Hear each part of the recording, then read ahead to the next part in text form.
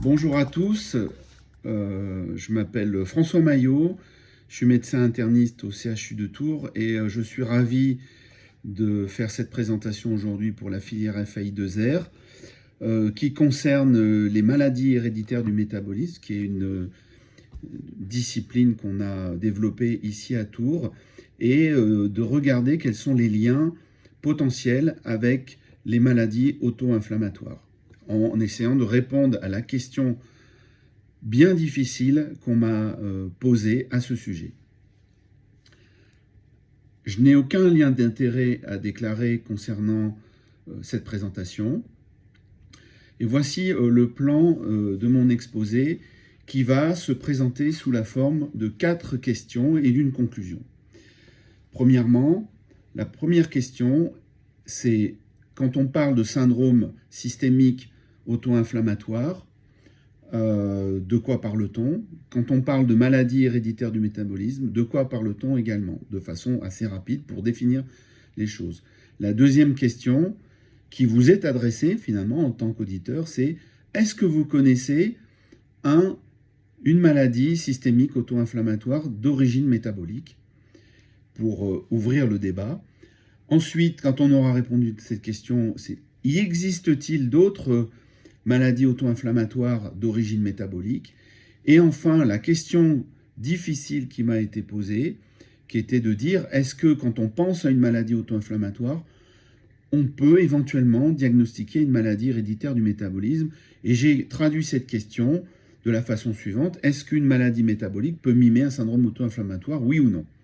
Et ensuite, je vous ferai part de mes conclusions. Pour ce qui est de la première question, maladie auto-inflammatoire et maladie métabolique, de quoi parle-t-on? Eh bien, tout simplement, ça je vous fais juste le rappel concernant les maladies auto-inflammatoires. Il s'agit d'une activation anormale de l'immunité acquise en l'absence d'infection ou d'auto-immunité. La majorité de ces maladies sont monogéniques, comme par exemple la fièvre méditerranéenne familiale, mais aussi un grand nombre de maladies que vous connaissez, mais pas seulement, puisque on a des maladies pour lesquelles il n'y a pas de génétique bien claire identifiée, comme la maladie de style de l'adulte, le syndrome de Schnitzler et certainement d'autres. Pour ce qui est des maladies métaboliques avec lesquelles vous êtes peut-être moins familier, eh bien, on peut définir les choses comme ça. Les maladies héréditaires du métabolisme sont liées à des dysfonctions d'origine génétique d'une enzyme principalement, mais aussi de composés organiques, comme par exemple des transporteurs ou des cofacteurs. Ces cofacteurs sont souvent des vitamines. Tous ces composés ou enzymes, elles sont impliquées dans les voies de catabolisme ou d'anabolisme du métabolisme humain. C'est ça qu'il faut comprendre. Mais majoritairement, il s'agit de déficiences enzymatiques et pour la plupart, il s'agit également de maladies monogéniques. Alors, juste pour donner un cadre concernant ces maladies héréditaires du métabolisme, les choses sont assez faciles à comprendre et il faut regarder mon petit schéma avec mon enzyme. Vous avez un enzyme et son cofacteur, et qui vous permet de transformer le composé organique A en un composé organique B. Si vous avez une dysfonction enzymatique, vous allez avoir ce qu'on appelle un bloc enzymatique, une accumulation du composé A, et ce qu'il faut comprendre, c'est que si ce composé A est toxique, eh bien, il va être à l'origine de dégâts tissulaires divers et variés, et donc de maladies qui peuvent être aigus ou chroniques. Ensuite, vous pouvez également souffrir d'une carence en composé B, c'est ce qui se passe souvent dans les carences énergétiques, et donc par exemple donner des symptômes comme des hypoglycémies, d'autres déficits énergétiques. Donc vous avez potentiellement les deux mécanismes, et parfois dans la même maladie, les deux mécanismes s'ajoutent. Après, pour un petit peu aussi vous donner le cadre de ces maladies, de temps en temps, quand le composé A s'accumule, eh bien, il peut parfois emprunter une autre voie métabolique, et donc être transformé en composé C. Et l'intérêt de connaître ces voies alternes, c'est que parfois on peut doser le composé C qui va vous permettre d'augmenter vos performances diagnostiques. Bien entendu, le plus simple, si vous êtes capable de doser le composé A ou le composé B, eh bien, vous allez assez rapidement pouvoir savoir où est votre bloc enzymatique. Alors, sur la gauche de la diapositive, vous avez la classification vraiment simplifiée qu'on a utilisée pendant des années. Il y a d'autres classifications maintenant qui utilisent par exemple la taille des molécules, mais bon, c'est pas très important. Mais c'est vrai que globalement, cette classification, la plus simple, c'est les maladies par intoxication, c'est les déficits énergétiques. Donc, si on reprend mon exemple, les maladies par intoxication, le composé A est en excès. Si c'est de l'ammoniac, par exemple, il va être toxique pour le système nerveux central. Si c'est un acide aminé qu'on va être capable de doser, il va être toxique pour différents systèmes. Les déficits énergétiques, c'est donc tout ce qui concerne la production des énergies. Ce sont les glycogénoses, donc qui peuvent donner, alors vous en connaissez certaines, comme par exemple la maladie de McArdle, déficit en myophosphorylase. C'est un déficit énergétique, les maladies mitochondriales, etc. Et puis ensuite, vous avez des maladies que souvent connaissent aussi bien les internistes, c'est les maladies des molécules complexes qui vont donner plutôt ce qu'on appelle, moi j'aime pas tellement ce terme, mais ce qu'on appelle les maladies de surcharge, donc notamment les maladies lysosomales comme la maladie de Gaucher, la maladie de Fabry, etc. Ces maladies, globalement, elles peuvent se manifester par des rechutes, des poussées aiguës, des attaques. C'est pour ça que on pourrait voir une analogie avec les maladies auto-inflammatoires, mais aussi des symptômes chroniques, et tous les organes peuvent être atteints dans différentes maladies métaboliques. La similarité aussi avec les maladies auto-inflammatoires, c'est que la plupart des diagnostics se font chez l'enfant, mais on peut également diagnostiquer ces maladies chez l'adulte. En revanche, elles ont très souvent des traitements diététiques, ce qui est quand même très différent des syndromes auto-inflammatoires. Et également, ce n'est pas tellement dans la culture de l'interniste, c'est plutôt de la nutrition qui va nous servir à traiter ces malades. Mais il y a également, et c'est ce que j'ai mis en bas, beaucoup de nouveaux traitements, des enzymothérapies, des thérapies par réduction de substrat, et puis maintenant des thérapies par ARN messager et la thérapie génique qui fait d'énormes progrès actuellement dans ce domaine. Là, c'est simplement des données extraits de Bamara. Ça a été extrait au 1er juin 2022 sur, je ne sais plus exactement combien d'années. Ça vous montre les pics diagnostiques et on voit qu'effectivement, ces maladies héréditaires du métabolisme, le grand pic, c'est entre 0 et 2 ans. Mais vous voyez que malgré tout, quand on prend le cut-off de 18 ans, on se rend compte qu'il y a un certain nombre de maladies, on va dire 25% des malades qui sont diagnostiqués à l'âge adulte et même parfois à un âge avancé. Donc on est un petit peu dans la même ambiance, je dirais, que les maladies auto-inflammatoires. Alors pour répondre maintenant à ma deuxième question, bon, la réponse est sur la diapositive, puisque je pense que vous l'aviez déjà, cette réponse. Est-ce que vous connaissez une maladie auto-inflammatoire d'origine métabolique? Eh bien oui, la plus connue, c'est le déficit en mévalonate kinase, qui est donc bien un déficit enzymatique qui correspond à la définition d'une maladie héréditaire du métabolisme. D'ailleurs, elle est dans la classification, mais qui se manifeste. Alors, je ne vous fais pas l'injure de vous rappeler tous les signes. D'ailleurs, ma diapositive n'est peut-être pas tout à fait complète du déficit en mévalonate kinase, avec en premier, bien entendu, la fièvre. Et je vais revenir souvent sur ce concept de fièvre. Et à droite de la diapositive, vous avez le schéma métabolique qui vous montre où est placé le mévalonate et la mévalonate kinase pour aboutir finalement à la synthèse, entre autres, de cholestérol. Et donc, c'est bien une maladie métabolique de la voie de synthèse du cholestérol qui va être responsable d'une maladie authentiquement auto-inflammatoire. Et donc là, vous avez ce schéma qui est bien compliqué, qui est tiré d'une revue de la littérature récente, et je vous prie de m'excuser, je n'ai pas mis la référence. Il faut regarder en bas à droite, vous avez l'acide mévalonique, donc avec la voie simplifiée qui vous montre in fine la synthèse de cholestérol. Mais si on a un bloc enzymatique sur la mévalonate kinase, en fait, cette voie va être détournée par différentes protéines qui ont des fonctions, mais qui, lorsqu'elles sont anormales, vont entraîner des dysfonctions. Ça va passer par une cascade qui remonte, la Rho-GPT, et puis en fait ça va venir perturber l'inflammasome pyrine dépendant, hein, notamment avec l'activation de caspase, et finalement vous allez avoir une production accrue d'interleukine 1 bêta, et c'est quand même, si moi j'ai bien compris les maladies auto-inflammatoires, un des mécanismes prépondérants pour expliquer ces maladies. Alors, maintenant, mon autre question, c'était, est-ce que vous connaissez d'autres maladies inflammatoires d'origine métabolique?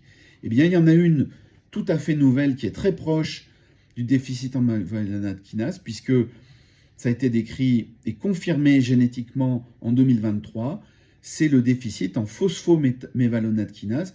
Et quand on regarde, je vous ai mis le schéma métabolique, ça c'est quelque chose qu'on aime bien, les métaboliciens, on aime bien tous ces schémas. Eh bien, vous voyez que c'est l'enzyme qui est juste après, puisque finalement, la mévalonate kinase, comme par définition, elle phosphoryle l'acide mévalonique en mévalonate 5-phosphate. Et ensuite, il y a de nouveau une kinase qui va générer du mévalonate diphosphate. Et en fait, vous pouvez avoir un blocage enzymatique en phosphomévalonate kinase qui va vous donner également une maladie auto-inflammatoire. Mais pour l'instant, il y a quelques cas décrits. Et si j'ai bien compris, on peut résumer la façon suivante, c'est-à-dire qu'on a des symptômes qui ressemblent à la déficit en mévalonate kinase, mais qui sont moins florides, notamment pas de symptômes gastro-intestinaux. Globalement, voilà, une maladie un petit peu moins, je dirais, sévère, mais ça reste à confirmer. Il faut attendre des publications antérieures et des séries, parce que pour l'instant, c'est très parcellaire ce qui a été publié. Alors, de ça, est-ce qu'on en connaît d'autres? Et effectivement, quand on regarde, et moi, c'est quelque chose qui m'a extrêmement intéressé en préparant cette présentation, c'est qu'effectivement, quand on regarde de près, on a un certain nombre de maladies qui sont considérées comme auto-inflammatoires et qui sont d'origine métabolique. Alors, je ne vais pas détailler ce tableau, mais on voit un certain nombre de maladies, parmi lesquelles, alors je vais revenir sur 2 ou 3, bien entendu, mais où on voit que le déficit, au départ, il est réellement métabolique. Par exemple, vous voyez, alors le panel B, là, le tableau B, c'est exactement ce que je vous ai dit, c'est le déficit en mévalonate kinase. Mais vous avez aussi le déficit en LAC1, finalement, qui va vous donner également une anomalie des métabolismes des lipides, hein, mais ce n'est pas forcément le cholestérol, une dysfonction des peroxysomes, et qui va vous donner une anomalie de clairance des pathogènes, et également, comme dans le déficit en mévalonate kinase, in fine, une augmentation de la production d'IL1β. Mais au départ, il s'agit bien d'une mutation qui intervient dans le métabolisme des lipides, dans la synthèse des acides gras. Je ne vais pas détailler parce que c'est vrai que c'est une famille de protéines qui sont codées par ce gène qui sont pas tellement connues, et j'avoue que la physiopathologie n'est pas complètement claire et reste assez complexe. Mais globalement, c'est bien un déficit enzymatique, une fois de plus, qui va être responsable d'une maladie auto-inflammatoire. Vous avez également une que vous connaissez bien, c'est le déficit en ADA2. Hein, c'est bien une déaminase, c'est bien une enzyme qui est impliquée dans le métabolisme des purines, qui va vous être responsable également, in fine, d'une augmentation de l'expression de NF-κB et également une activité de type interféron bêta, et donc qui va vous donner donc, tous les signes que vous connaissez du déficit en ADA2. Donc là encore un exemple de déficit enzymatique. Alors maintenant on vient à la question finalement, je vous ai montré les liens, hein, donc ça c'est un peu, on va dire, intellectuel, entre une maladie métabolique, un déficit enzymatique et une maladie inflammatoire. On en vient à la question qui fait mal, on va dire, qui est difficile, c'est est-ce que une maladie métabolique peut mimer un syndrome auto-inflammatoire? Ça veut dire que quand vous avez un patient qui présente les signes classiques d'une maladie auto-inflammatoire, est-ce que derrière, finalement, si ce n'est pas une maladie auto-inflammatoire, ça peut être une maladie métabolique? Donc là, j'ai repris l'arbre diagnostique qui avait été proposé en 2023 par Marion Delplanque, une très belle publication de synthèse qui proposait un arbre diagnostic quand on a une forte suspicion de maladie auto-inflammatoire. Et la question, c'est que est-ce qu'au sein de cet algorithme, finalement, il y a des maladies métaboliques qui peuvent se cacher? Alors, vous allez me dire, oui, il y a le déficit en mévalonate kinase, mais on n'en parle plus, on va essayer de voir s'il y a d'autres choses.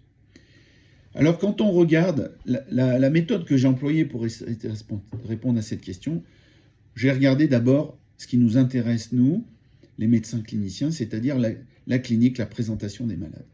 Quand on regarde un syndrome inflammatoire, j'ai essayé de regarder qu'est-ce qui est différent, qu'est-ce qui est commun entre ces deux groupes de maladies, auto-inflammatoires d'un côté, métaboliques de l'autre. Quand on regarde les maladies auto-inflammatoires, on voit, qu'est-ce qu'on a? On a des poussées, des rechutes, avec de la fièvre, des rages cutanées, des sérites, hein, donc péritonite, péricardite, etc., des arthrites, des adénopathies, et d'autres signes, bien entendu, mais globalement, c'est là un résumé des principaux signes. Et tout ça peut être déclenché par du stress, physique ou psychologique, un manque de sommeil, une stimulation antigénique diverse par un médicament ou par exemple par une infection. Mais on peut avoir également des symptômes chroniques dans certaines pathologies qui ne s'expriment pas par poussée. Et là encore, ces maladies sont avant tout des maladies de l'enfant, mais qu'on peut aussi diagnostiquer chez l'adulte. Alors, quand on regarde du côté des maladies héréditaires du métabolisme, finalement, on a également très souvent des poussées aiguës, des rechutes aiguës, et ce qui est un peu différent, c'est que quasiment tous les systèmes, que ce soit digestifs, neurologiques, cardiovasculaires, peuvent être touchés. Donc ça peut être un seul organe ou une présentation systémique.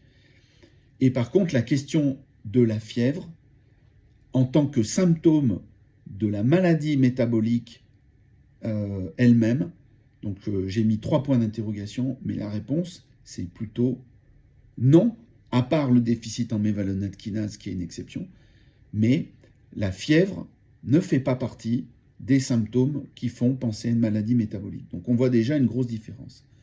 En revanche, quand on regarde les triggers, qu'est-ce qui peut déclencher ces poussées de maladie métabolique? Eh bien, c'est les mêmes.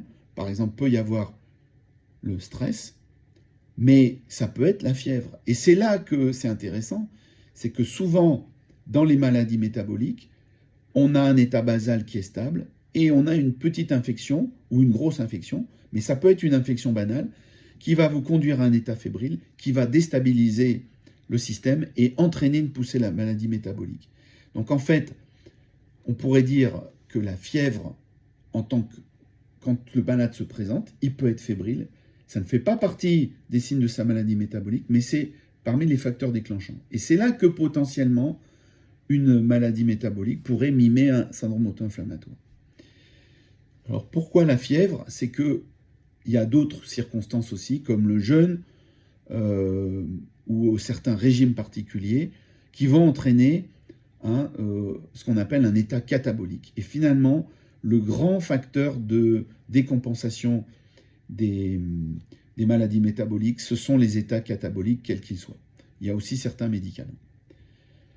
Il existe aussi des formes chroniques, comme dans les maladies auto-inflammatoires, des formes progressives et chroniques. Et puis ce qu'il y a de commun aussi, c'est que, je vous l'ai montré tout à l'heure sur les données Bamara, vous avez une majorité des diagnostics qui sont faits chez l'enfant, mais on peut en trouver chez l'adulte. Donc vous voyez les similarités, mais aussi la grande différence qui tourne autour du problème central de la fièvre.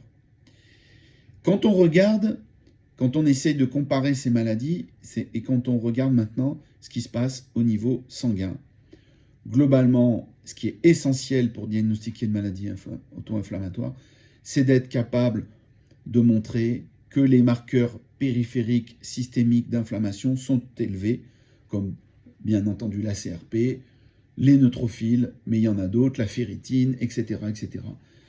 Tout un panel de marqueurs d'inflammation qui sont élevés. Et en revanche, quand on regarde les composés organiques, que sont, je ne sais pas, la glycémie, les lactates, l'ammoniac, tout ce qui concerne le métabolisme intermédiaire, ils sont normaux. Si on regarde du côté métabolique maintenant, en fait, à part le déficit en mévalonate kinase et le déficit en phosphomévalonate kinase, il n'y a pas de marqueur d'inflammation qui soit directement dû au dérangement métabolique.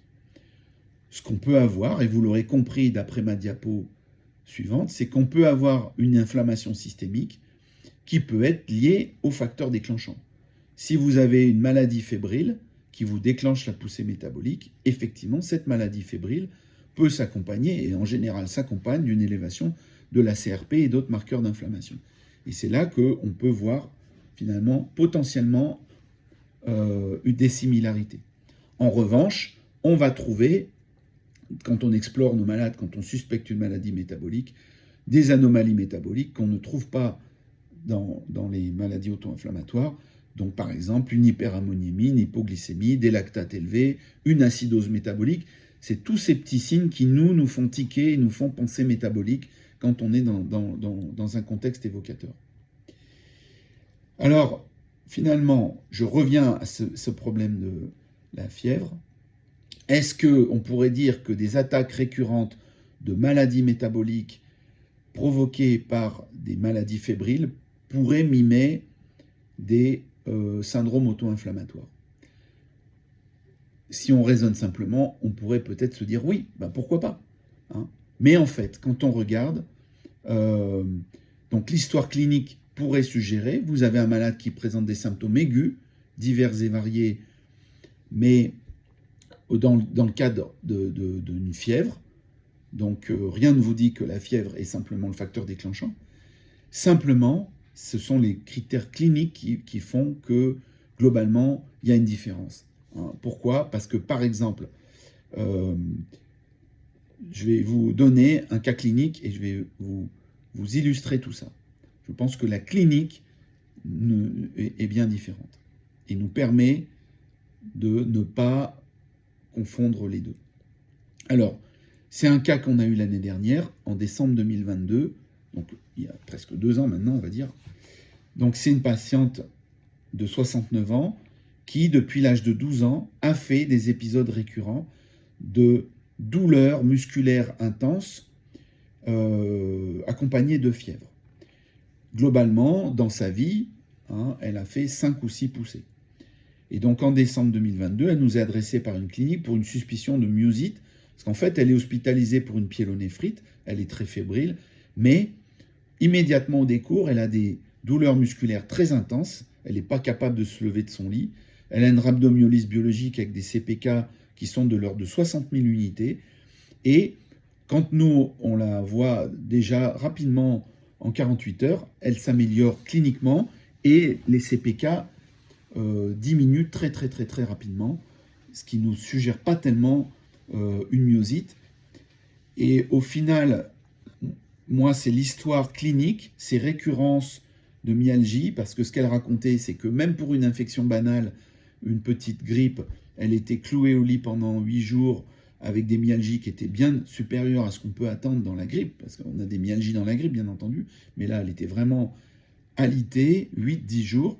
Et en fait, j'ai pensé que ça pouvait être une maladie métabolique, et dans le bilan métabolique que j'ai demandé ce qu'on appelle un profil d'acylcarnitine, qui m'a suggéré un déficit énergétique qui est le déficit en CPT2. CPT2, c'est une enzyme qui permet aux acides gras de rentrer dans le compartiment interne de la mitochondrie et de subir la bêta-oxydation des acides gras. Donc quand ça bloque en CPT2, vous avez un déficit énergétique donc d'oxydation des acides gras. Et finalement, tout ça a été confirmé par une mutation homozygote du gène CPT2. Donc c'est vrai que quand on regarde cette dame, c'est une rhabdomyolyse. Alors, c'est pas non plus... Alors, si on veut regarder, est-ce que ça pouvait nous faire penser à une maladie auto-inflammatoire? Il peut y avoir des rhabdomyolyses quand on regarde certaines maladies auto-inflammatoires. Oui, mais c'est pas non plus le plus fréquent. Et puis, ce qui ne va pas, c'est que finalement, cette patiente, elle a des intervalles libres extrêmement longs entre deux poussées, ce qui est globalement pas tellement le cas des maladies, enfin du moins des maladies monogéniques auto-inflammatoires, hein, parce que de temps en temps, on voit, moi j'ai vu des patients avec des maladies de style avec des intervalles libres entre deux poussées qui étaient très, très importants, de plusieurs années, une dizaine d'années pour un patient, mais globalement, c'est quand même un peu long, donc c'est pas le profil évolutif qu'on voit dans les maladies auto-inflammatoires, et puis surtout, il n'y a aucun des signes qui peut suggérer cliniquement une maladie auto-inflammatoire, où on aurait pu se dire, voilà, il y a un overlap, et là je vous ai remis, c'est encore l'article de Marion Delplanque avec les principaux signes, les chondrites, la phtose, les conjonctivites, etc. Tout ça, finalement, on ne le voit pas du tout dans les maladies du métabolisme. Donc là, ce que je veux vous montrer là, c'est que je ne vois pas d'overlap clinique entre ces maladies. Et finalement, voilà, donc je pense que vous avez déjà une idée de la conclusion que je vais vous donner. Quand on se place du côté des symptômes chroniques, alors là, je pense que la question est encore plus claire, puisque nous, là, j'ai repris une phrase qu'on enseigne à différentes échelles, notamment par exemple au DES de médecine interne, où moi je dis toujours à nos étudiants, si vous avez des symptômes systémiques chroniques sans inflammation, sans auto-immunité, pensez métabolique. Donc, vous voyez, je pense que là, ça veut dire qu'on n'est pas dans une situation de diagnostic différentiel vraiment très pertinente, je dirais. Malgré tout, il y a toujours des exceptions, quand on fait une analyse poussée de la littérature, on trouve quand même, et là je vous ai mis deux exemples, mais il y en a plusieurs, mais ce sont des cas vraiment isolés, exceptionnels, de maladies métaboliques qui se sont révélés par des symptômes récurrents et bien entendu d'autres signes de la maladie. Donc par exemple, 3 patients chinois qui avaient une maladie de Fabry, vous voyez, ils avaient 15, 17 et 28 ans, et qui faisaient des poussées fébriles, qui ne sont pas fondamentalement très bien expliquées par les symptômes habituels de la maladie de Fabry, mais bon, je le cite, c'est dans les littératures. Il y a une autre maladie très rare, déficit en GTP, cyclohydrolase 1. Bon, désolé pour ce...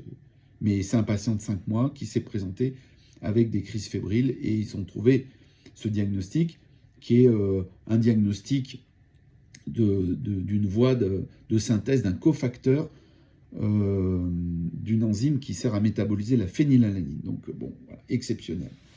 Et puis il y a quelques cas comme ça. Donc je ne pense pas qu'on puisse bâtir vraiment quelque chose, des recommandations à partir de cette recherche de la littérature. Et finalement, mes conclusions sont les suivantes. Si on regarde les liens entre maladie auto-inflammatoire et maladie héréditaire du métabolisme, il y a, oui, des liens physiopathologiques avec des déficits enzymatiques qui sont capables d'être responsables d'une maladie auto-inflammatoire. En premier lieu, le déficit en mévalonate kinase, et je vous ai montré quelques autres exemples. Bien entendu, c'est très important de considérer ça, parce que si on comprend mieux ces liens métabolisme et finalement relation avec l'immunité innée, peut-être que ça va faire émerger des nouvelles formes de traitement. Pourquoi pas? Pour ce qui est de la question, est-ce qu'on peut penser à une maladie métabolique quand un patient se présente comme une maladie auto-inflammatoire? Moi, je dirais c'est totalement exceptionnel et plutôt improbable. Donc, je m'engage dans cette voie et je vais contre ma propre chapelle qui est de militer pour inciter les gens à diagnostiquer des maladies métaboliques, parce qu'il y en a beaucoup. Hein, Eh bien, là, dans ce contexte-là, je dirais non, ne perdons pas trop notre temps, sauf s'il y a vraiment des atypies, euh, des signes biologiques qui peuvent vous évoquer ça. Mais je vais être quand même plus optimiste par ma conclusion, en vous disant qu'il y a beaucoup, beaucoup, beaucoup d'autres circonstances qui peuvent vous induire, vous inviter à penser métabolique. Et par exemple, je vous cite une revue de la littérature qu'on a publiée en 2023 sur des manifestations articulaires qui peuvent révéler des maladies métaboliques. Donc on a considéré les arthralgies et les arthrites dans cet article, et je pense qu'on a donné comme ça une aide, un algorithme aussi pour se dire j'ai ce type de symptômes et je peux penser à une maladie métabolique. Et d'ailleurs, j'ai repris cette revue, je l'ai relue, et en fait, la seule maladie qui peut donner de la fièvre et qu'on a citée dans cette revue, c'est encore une fois le déficit en mévalonate kinase. Voilà, j'espère que vous avoir éclairé vis-à-vis de cette question difficile. Et pour toute question, vous avez mon email et je vous remercie très sincèrement de votre attention. Je serais ravi, si la filière me le demande, de refaire une présentation sur les maladies métaboliques qu'on peut diagnostiquer sur des symptômes systémiques, mais de façon plus large. Je vous remercie, au revoir.